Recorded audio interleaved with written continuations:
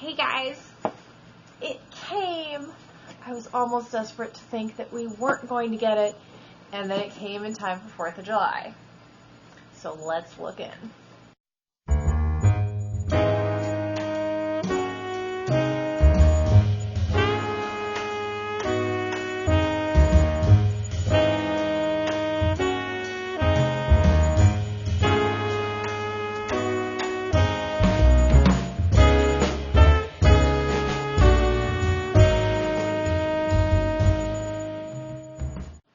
Hey guys, and happy Fandom Friday, and happy 4th of July if you're in the States. As you can see, I am red, white, and blue, and I am super excited to be sharing Nemesis with you guys. It came, of course, it comes right after I complained that it's going to take forever and we're never going to get it, so I obviously need to just hold my horses and expect greatness because, of course, Loot Crate did deliver. So, there will be spoilers. This is not sponsored. And if you guys can think of anything else, let me know. I will be showing you the crate, so if you haven't gotten your crate yet, make sure to pause, come back, and you can see what's in this. 2, I am not sponsored. I'm just doing it for the funsies so you guys can see what's in this. If you are intrigued to see what will come in the next crate, always check out the Loot Crate theme videos that pop up around the 20th. Depending on what all else is going on. So, incoming in 3, 2, 1, Nemesis. And the first thing you'll notice, there is no t-shirt in this box, which I was kind of intrigued by because I know there was a poll going on Loot Crate's various social media about whether they needed to include one anymore. Now, I said I liked the clothing item, it didn't have to be a t-shirt, but apparently they've decided to kind of ix the t-shirt for at least this crate. Now, as you guys know, Nemesis was May's crate, and we are now in July, so it is kind of late. They do give a reason, because I found buried at the very bottom of my crate another note. Due to challenges for the throne and growing hostilities between land and sea, or, just production issues, we're sorry to report that the Aquaman Challenge coin has been delayed yet another month. So, as excited as we were about that, it's not coming yet. Hopefully it'll come with Toy Box, I believe is the next one, or if your subscription has expired, with whatever mail comes. So, they are apologizing. We'll get another one of those. But it could be worse. At least we know it is coming. And usually if stuff gets delayed far enough, it's because it's really epic and they're trying to get enough of them. So, what did we have in Nemesis? The first thing we know is Ghostbusters is at its 35th anniversary. That's right, because it was the year I was born. And so we got a Ghostbusters action figure. I'm sorry. It's a collectible. It's not a toy. I keep forgetting. They put it on every box, and one day I will remember. But it shall not be this day. So it is a Slimer character, and I really love it because it is fully, I don't know if you can see it, it almost glows because it's translucent, but there is goo everywhere. And y'all, it has been so long since Ghostbusters, I don't remember which one it's supposed to be. Let's check here. It says it's Bill Murray's character. So Venkman. It's Venkman and Slimer. I do remember Slimer. I actually started watching the cartoon version on Netflix again recently. I forgot how cheesy it is. And of course, it's not the voices from the movie of the 1984 version. But this is a super cool one. I obviously can't find anything quite like it to do price check. Though there are a disturbing number of them on eBay. I don't know how y'all are getting them up so fast, because I only just got this box on Tuesday, and this is now Friday. So in 3 days, it's, I've seen at least 20 of them on eBay. So I don't know if people aren't enthusiastic about this one. It's a super, well done figurine. Wow, Slimer looks much scarier in my camera than in real life. That's kind of bad, huh? But, so I'm rating this at about 20 bucks. That's about what I've seen these kind of things go for.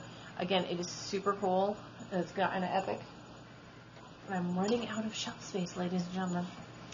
Alright, so our next thing is with the anniversary of Jaws. I think I saw that it's their 44th anniversary recently. We got one of the most interesting things I've ever seen in Loot Crate. It is a Jaws drain stopper. Don't get me wrong, this is hysterical and will probably get used since I hand wash all my dishes. We do not have a dishwasher. Again, it's a collectible, not a toy, and it's for 17 plus. I don't know how to drain stopper is 17 plus, but we'll figure that out. Alrighty, so it smells like rubber. It is literally Bruce the Shark. Well, I guess his name isn't Bruce in the movie. That's just the animatronic one, isn't it? But it's literally just a rubber thing to stick on your drain, and it has the shark and a whole bunch of crates. So, that's kind of cool. I don't know if this is not a toy, ladies and gentlemen. It kind of looks like a toy. But it might kind of freak you out if you're doing dishes and find a shark at the bottom. What do you think? I'll have to test this and see if it works. I'll let you guys know in the next video how well this actually seals. It's actually kind of rubbery, so there's a fair amount of heft to the shark. But again, it is a super cool molding. Like, you can actually see details. Like, I don't know if you guys can see that. There are actually scars in the shark from being attacked. And like, you can actually see the ropes around the crates and everything. So it is really well done. Again, I'm not entirely sure how to rate this because I did some research. There is nothing like this, which you'd think there kind of would be. So drain plugs go anywhere from $3 to $15. What do you guys think? 10? 10, 15? So there's that. Next is our pin, and it is a Ghostbuster pin. And I have to say, I looked at this and I don't recognize it, which I think means I need to see the movie again. It says it's the Terror Dog from Ghostbusters. Let's see, there we go. Do y'all remember a Terror Dog from Ghostbusters? I don't remember that one, but like I said, it's been a really long time since I've seen that movie, and I probably just need to watch it again. It says, for Ghostbuster fans, oops, there's no mistaking the devilish horns and glowing red eyes of the demonic hellhounds, Zulu and Vince Clothaur. So there you go. Made by Sony, or licensed by Sony, made by Loot Crate. So that is super cool, and will get added to our board as soon as I take the board down. So far everything's been a Loot Crate exclusive, so it's kind of hard to price these things. Pins on this channel, when I'm doing rating systems, are usually always about 10 bucks, because that's about what they are when you find them at stores. So that's there. As you guys know, I've been trying to figure out, is Loot Crate really worth the money? Because as you guys noticed, probably it's going up in price again unless you hit a really good sale. So if you get a whole year altogether, it's about 22 bucks a month with the shipping and handling. I might have to do that math again because we're now in the second year. I did see when I first signed up, not last April, but the April before that, it was only $19 if you got it month by month. Now it's $25. Or no, it was $20 and now it's $25. So it's gone up $5 in 1 year, which I guess with inflation is kind of normal. So we'll have to see if it continues. They're still promising 45 bucks in each crate. And if our Ghostbusters figurine is 20 and the stopper is about 10 and a pin is 10, we've hit 40 already. And we haven't even gotten to some of the bigger items. Alright, so next, you could have gotten one of two patches. Oh, I'm sorry, the other one was a pin. So I got the patch, which is from Blade Runner, which, I'll be honest, guys, I did not watch Blade Runner. I'm going to give it to my husband, who did watch Blade Runner. He said it was super cool. So there's the owl patch from Blade Runner. I'm sure you guys will know what it means. The other one was a Pac-Man ghost pin, and I'll be honest, I'm kind of sad I missed that one because I love ghosts from Pac-Man. If you guys have been following me on Instagram, I love collecting the little squid things from our local Chinese restaurant. They're in the, like, the coin-operated thing. And I discovered I have all the colors for Inky, Blinky, Pinky, and Clyde, though I've lost one of them and I can't find it. So I'll have to show you guys that at some point. I have an obsession with those little things you get out of the coin-operated machines. But this is the patch. I did manage to find this one. There's someone on Etsy that's making them and selling them for about $7. So that's about what I would quote a patch to be. It's not a huge patch, as you can see, but it is very well done and very cool. I don't know if this is one of those ones that would melt if you iron it, or if you would actually have to sew it on. So that's something to review. Alrighty, so the last thing, and the thing that I would argue is some of the bigger things of these crates, are a set of books, which I was thoroughly intrigued by, because if y'all are any kind of comic book fan, you'll always notice, especially if you go back towards like the 70s comics, there's some very interesting characters that kind of make you wonder what people were taking or smoking during that time period to come up with these particular kinds of villains. So, first is the Legion of Regrettable Supervillains, and they've got some epic ones. And the other one is the League of Regrettable Superheroes. So, I'm going to look through the book real quick, and I will be right back with some of my favorites. Alrighty guys, so I started with the Legion of Regrettable Supervillains, because those are some of my favorites. Now, it is kind of nice because the book is split between the Golden Age, the Silver Age, and the Modern Age. So you can go through different sections of time and figure out about when these would be. I found one called The Jingler. Poetry and death. What a rare combination. So he writes jingles and then kills you. So that's just kind of an interesting one. What would make you think that people who write jingles, I guess they would snap, wouldn't they, eventually? So it says, comic books are filled with deranged and evil types from any variety of professions. Mad scientists and doctors, soulless tyrants, amoral actors, and even a surprising number of terrifying toy makers. However, occupying a tiny niche of the criminal craftsmanship is the evil poet. The Jingler, aka the Jingler of Death, begins his career not as an evil poet, but merely a pretty bad one. Edward Fearing, a poverty-stricken poet, unsuccessfully peddles his rhymes around town, only to have the door repeatedly slammed in his face. So wait a minute, he's going door to door selling poetry? Do you guys remember? I remember like vacuum salesmen and other things, but I don't think I've ever seen a door to door poet. But it's intriguing. Alright, so obviously he fails miserably because he's just bad at his job. And this is part of the Wizard and Roy the Superboy. So this looks like it's probably one of the old ones. Okay, so it's from 1942. So this is about the end of World War II. Alright, you guys, so I've been kind of just sort of leafing through. There's not a whole lot that stand out. These are fairly obscure, but it is nice because it offers you what comic it was in and then an entire page explaining the character and some of the background. The other thing that's kind of nice, it actually tells you who he's an enemy of. So, for example, this is Praying Mantis Man. He is the enemy of the Blue Beetle, who's apparently a superhero that I have not heard of. He was created by the Blue Beetle, and all of them were created by Joe Gill and Bill Franchio. And he was debuted in Blue Beetle 4 in 1965. And it says what to do if you encounter him. So it even gives you tips on how to solve this problem. Pick him up with a tissue and gently deposit him outside. I'm guessing he's not very big, huh? Let's see if we can find somebody that's...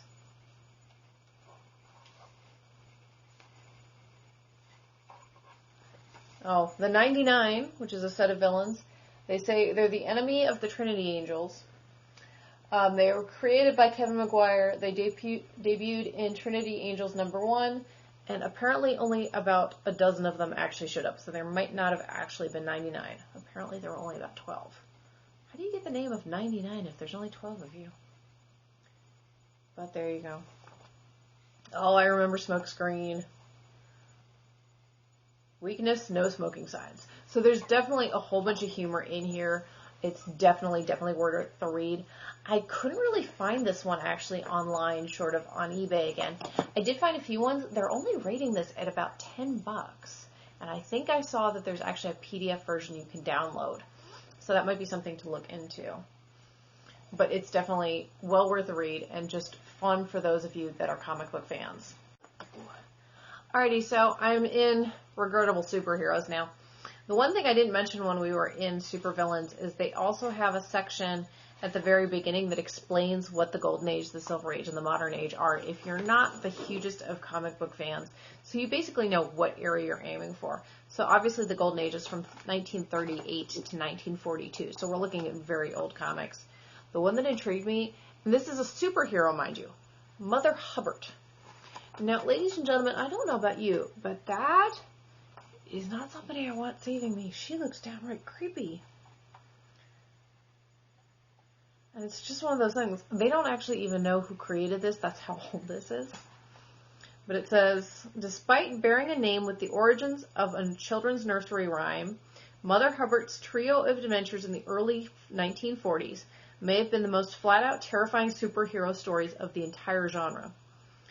Back then, everyone in a cave and a cow fought a few Nazi masterminds. Only Mother Hubbard confronted a race of gnomes who pried the eyes out of children's heads with a crowbar. That's dark, man. What is going on? Let's see if we can find something from Silver Age. Silver Age is from 1950 to 1969. Let's see, B-Man, Brain Boy, Captain Marvel. So this is a different Captain Marvel. Obviously, it's not Carol Danvers. This is probably the one that's before that. That's kind of cool. Dracula. Oh, wait. That might be... Oh, yeah, this is actually Marvel's. There was this debate because when I was looking up Captain Marvel, apparently Marvel obviously has a Captain Marvel, and it's different depending on which genre you're in. Because like I was talking about with my standee, Carol Danvers is a human that worked with Marvel, who in the current movie is female, but in the comic book was male. And he was the original Captain Marvel, and then she took it over after he died. But apparently DC also happened to have a Captain Marvel character, and I'm not sure how that would have flown, because how can you both have the same character? Though if you look through enough memes, you will see that for almost every Marvel character, there is a DC character that's almost identical. So, for example, Iron Man and Batman, essentially almost the same people, let's be honest. Lots of money, Playboy, get all their toys. Gunmaster. Oh, yeah, I remember Jigsaw. Where did that go? Jigsaw, the man of 1,000 pieces. So he's literally made up of jigsaws. There you go. Let's see, let's move to the Modern Age. Let's see if I can find the Modern Age. Oh look, Nemesis! So there's actually a superhero named Nemesis. He came out in 1965. Taylor by Tim Burton. Okay, they're just being silly at that point. He was created by Richard E. Hughes and Pete Costanza. So that's kind of interesting. So his name is Steve Flint. Well, his alter ego is Steve Flint. Let's see. Okay, so the Modern Age is anything from 1970 to present. I'm just trying to see if there's going to be anything interesting. Hollow Man, who obviously has the power of holograms. The Outsiders, Phoenix the Protector, who has nothing to do with the Marvel Phoenix. Or X-Men Phoenix. Skate Man, who is wearing the 70s roller skates. It has nothing to do with skateboards, guys. The Super Sons of Batman and Superman. Clark Baby, we must be flippin'. Alright, and that came out in 1973, so current is kind of a relative term. They don't have a whole bunch of new ones. So yeah, the newest one I can find is from 1983, which makes it still older than me. So those are those two books. The superheroes I found on a website that was not eBay for about 20 bucks. So superheroes seem to be a little bit more popular than the supervillains. Altogether, the books are easily 30 bucks. on the low range, I would argue that these are quite good and worthwhile for any collector, especially if you have interest in the obscure of the comic book genre. So those are those, and they are very, very cool. And I'm kind of excited to read through them more carefully. Okay, so yet again, they have left the pamphlet booklet thing and got back to the half sheet, which is kind of nice, and it gives information about each and every item in the crate. So that's kind of nice, and it's just nice and easy, compact. It can go back into the sleeve things that I was using to flip through. It's much easier than trying to use the whole book, though it was nice to have the whole book. There's not a whole lot on the back, just advertising for the Mega Crate. Apparently they're giving away a VR system, which would be kind of cool. A VR Pro starter kit. I don't even know what that means. Well, I know what virtual reality means. What would a Pro starter kit be? That'd be kind of cool. There's also the Luter lens, so if you have an Apple product, you can use the Luter lens.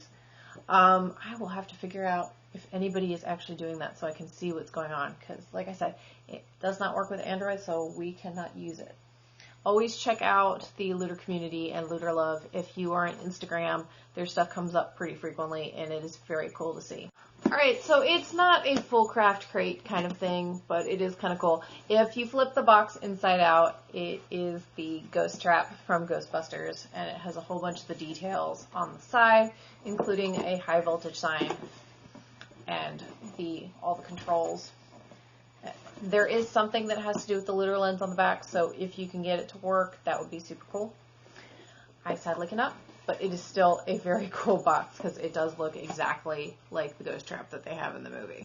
Alrighty guys, that's all I have for you today. What did you guys think of Nemesis? I thought it was super cool. It's a lot of stuff that I didn't really expect to really enjoy, but especially those books that are now on my bookshelf will be really well read. I also love the Slimer. He actually comes off the backpack. It's super creepy. I wonder if he glows in the dark. Wouldn't that be cool? So there's that. What else? The drain plug will be interesting. I'll have to let you guys know how that works. What was your favorite piece from Nemesis? Make sure to comment down below. Make sure to like, share, subscribe. Make sure to hit the bell so you can hear when the next video comes out. And I will see you guys next Fandom Friday. Bye.